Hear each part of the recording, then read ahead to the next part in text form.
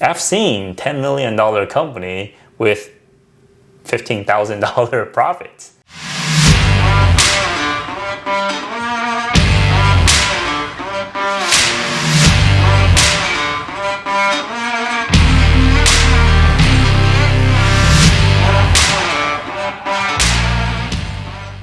I think a lot of people focus too much on revenue as a measurement of their success in business or in life. But the truth is, revenue is only how much money we brought in.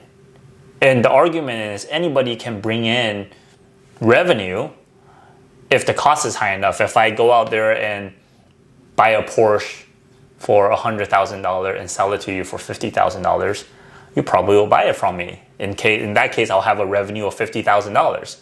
If I do that enough of times, I'll have a revenue of $5 million.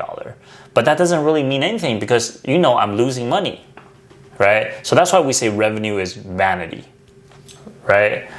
And then people go, well, what's important? So if revenue is vanity, the next line is profit is reality, and then the next line is cash is king, right? So profit, the reason why it's a reality is because it shows us how much money we kept after, right? So if I made $10 million, how much profit was I able to keep? Is it $1 million? Is it $1.5 million? Or is it 15,000? I've seen $10 million company with $15,000 profits, right? So then the question is, what's the point of all that work?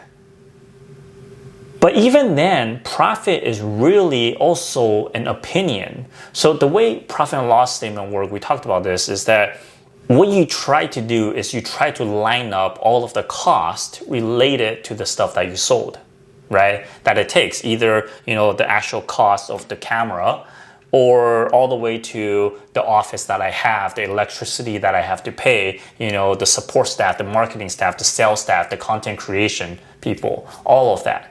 Right? I try to line them all up and I try to say, how efficient, how good am I essentially at keeping the money that I have made, right? But then that doesn't really tell us about the financial position, right? Another saying is that you can't take your profitability margin or your gross margin to the bank. You can't take a percentage to the bank. What do you take to the bank? You take cash, right?